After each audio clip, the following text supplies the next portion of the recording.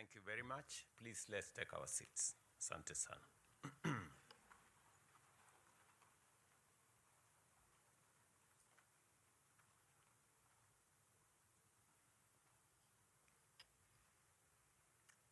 Distinguished guests, fellow citizens, ladies and gentlemen, on this day, 16 years ago, Kenya did not merely promulgate a new supreme law.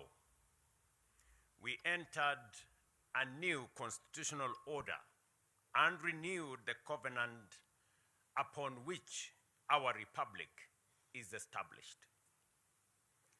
Generations of Kenyans had struggled and sacrificed for this moment. They wanted a nation governed not by the whims of the mighty and powerful, but by the sovereign will of the people. A nation in which authority would be restrained by law, public office exercised as a trust, and every institution held accountable to the citizens it serves. With that in mind, Katiba Day, 16 years later, must be more than an annual anniversary. It must be a day of national accounting. We must take a collective pause and reflect on a few critical questions. Have we faithfully implemented the Constitution? Have we exercised the authority it confers upon us responsibly? Have we effectively delivered the rights that the Constitution guarantees? And have our institutions fully honored the purposes for which they were established? These questions apply to the executive, to parliament, to the judiciary, to the national and county governments, to constitutional commissions and independent offices, and to every state and public officer. Ladies and gentlemen, our Constitution performs two equally important principles. First, it restrains power. It shares authority, establishes checks and balances, protects fundamental freedoms, and provides remedies against abuse. Second, it manages power. It commands the state to govern, protect, and provide, and progressively realize the social and economic rights of the people. Our responsibility is to uphold both obligations. Power must be managed and rights must be assured. That is why Article 43 is central to any honest assessment of constitutional implementation. It guarantees every person the right to the highest attainable standards of health, accessible and adequate housing, and reasonable standards of sanitation, freedom from hunger, and adequate food of acceptable quality, clean and safe water in adequate quantities, social security, and education. It further declares that no person shall be denied emergency medical treatment and requires the state to provide appropriate social security to persons unable to support themselves and their dependents. These are not ornamental provisions. placed in our Constitution. They are fundamental rights. Article 21 requires the state to take legislative, policy, and other measures, including the setting of standards, to achieve the progressive realization of what I have stated. But progressive realization does not mean indefinite postponement. It recognizes that resources are finite, but requires every government to take reasonable, deliberate, concrete, and measurable steps towards fulfilling these rights. Progress must therefore be visible in whether a mother can obtain health care, whenever and whether an emergency patient is treated before being asked for pay, whether a family has clean water, whether a child can attend school, and whether a citizen can afford a decent home, and whether a vulnerable person can live in dignity. To my mind, therefore, the ultimate test of the constitutional implementation is not how often we quote the Constitution or invoke constitutionalism. It is how closely the daily experience of the citizens reflect the promise of the Constitution. Ladies and gentlemen, when this administration sought the mandate of the people in 2022, it was not merely on the basis of campaign rhetoric or political sloganeering. We placed a concrete proposal on the delivery of Article 43 at the center of our national transformation agenda.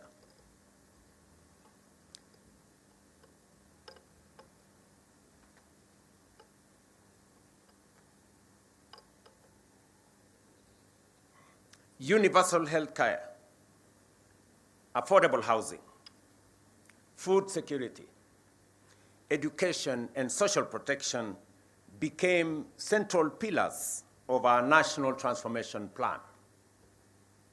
The bottom-up economic transformation agenda was, from the outset, designed as an instrument for the implementation of the Constitution.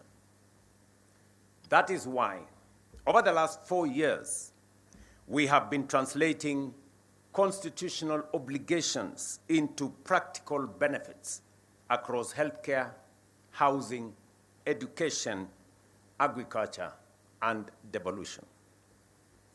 More than 32 million Kenyan citizens are now registered, with 8 million being treated by Social Health Authority. Over 100,000 community health promoters are servicing households, and the 922 Lifeline is strengthening access to emergency care. More than 274,000 affordable homes are under construction, creating 1.1 million jobs. We have also recruited more than 100,000 teachers and constructed 23,000 classrooms to boost education outcomes, and rolled out a new funding model for our university education.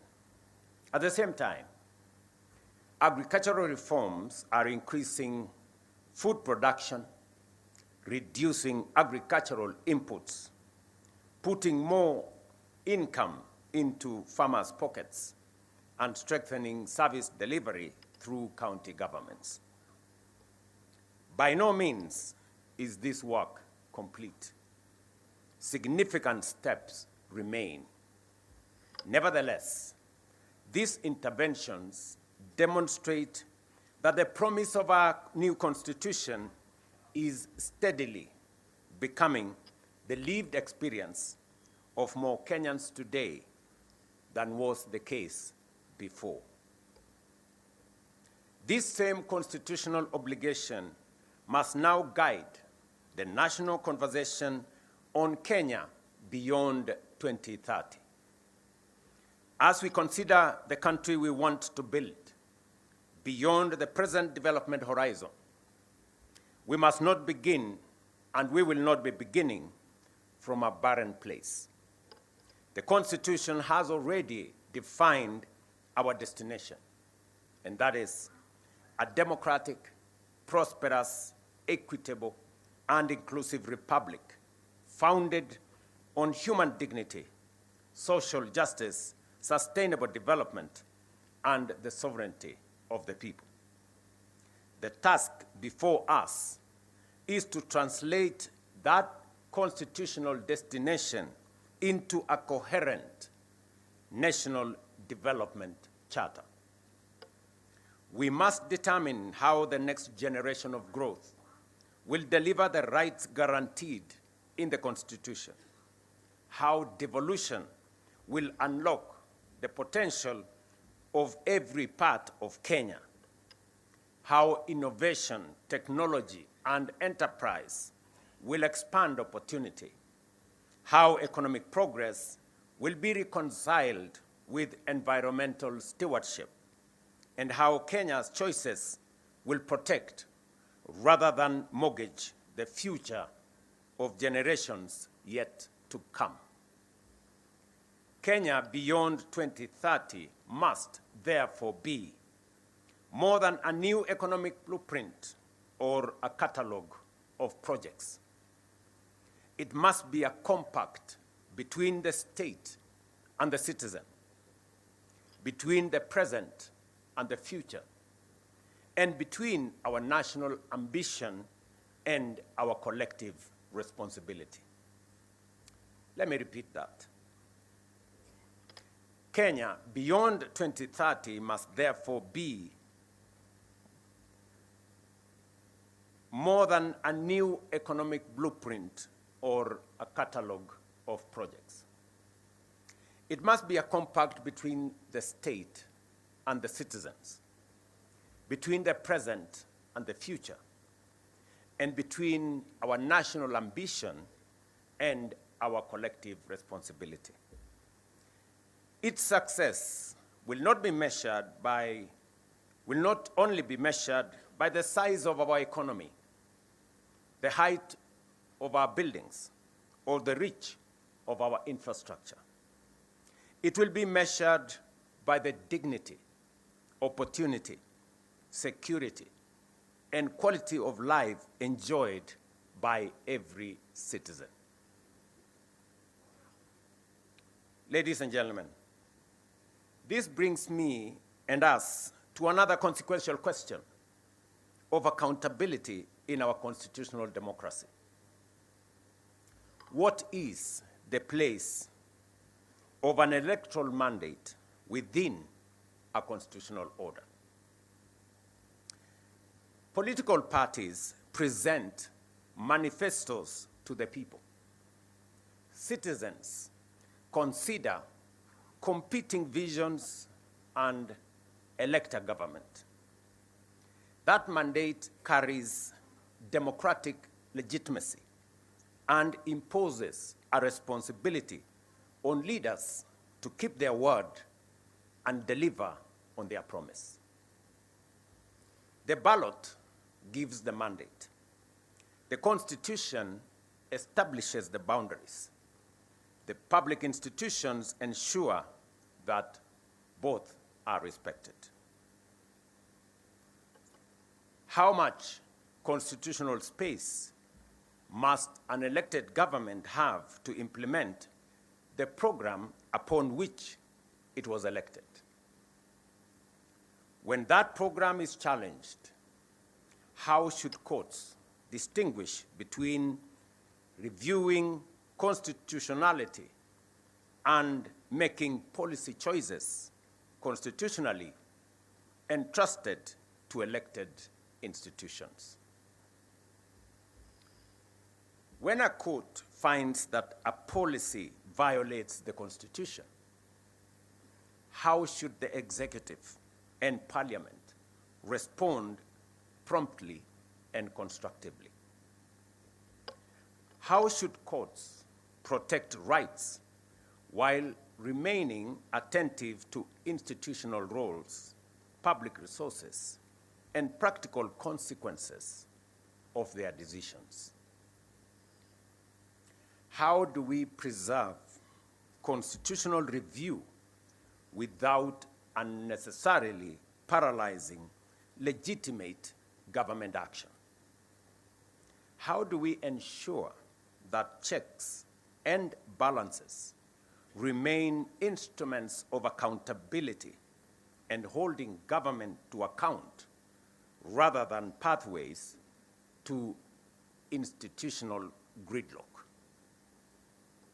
These questions do not constitute any attack on any institution or infringement on any institution. Judicial independence is non-negotiable. Courts must remain free to interpret the Constitution, protect rights, and invalidate unlawful action. Equally, executive, legislative, and judicial authority all derive legitimacy from the people and must be exercised in their service.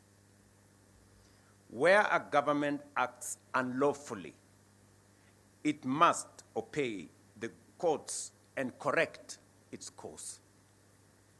Where lawful policy choices fall within the constitutional authority of elected institutions, that democratic space must also be respected. Ladies and gentlemen, accountability also requires us to confront difficult moments in our recent national life. During the protests of 2024 and those that followed, young Kenyans and other citizens exercised their constitutional freedoms to speak, assemble, demonstrate, picket, and petition public authorities. Their message was clear. They wanted to be heard. They demanded greater accountability, better government, and a meaningful place in shaping the future of their nation. Those demands were not an assault on democracy. Peaceful protest, criticism, and dissent are essential to democracy. Yet, those protests also presented our republic with a profound constitutional question. How do we protect the citizens' right to protest while at the same time fulfilling the state's obligation to preserve constitutional order? The Constitution itself provides the starting point. Article 37 protects the right of every person peaceably and unarmed to assemble, demonstrate, picket, and present petitions to public authorities. That protection must be real.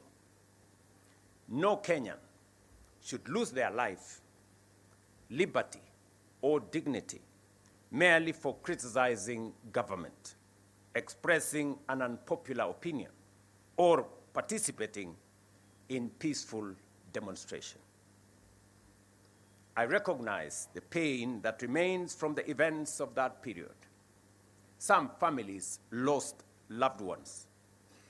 Serious allegations were made concerning unlawful arrests, enforced disappearances, and the excessive use of lethal force. We cannot honor the Constitution by looking away from such allegations. Every credible allegation of a human rights violation must be investigated independently, thoroughly, and transparently. Where wrongdoing is established, those responsible must be held accountable in accordance with the law.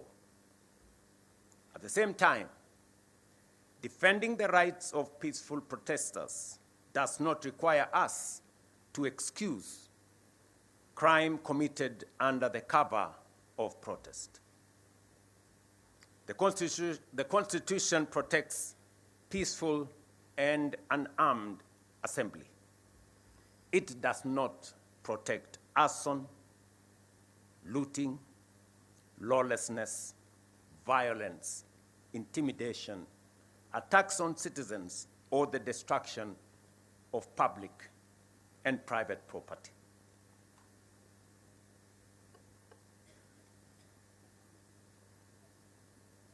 Sorry.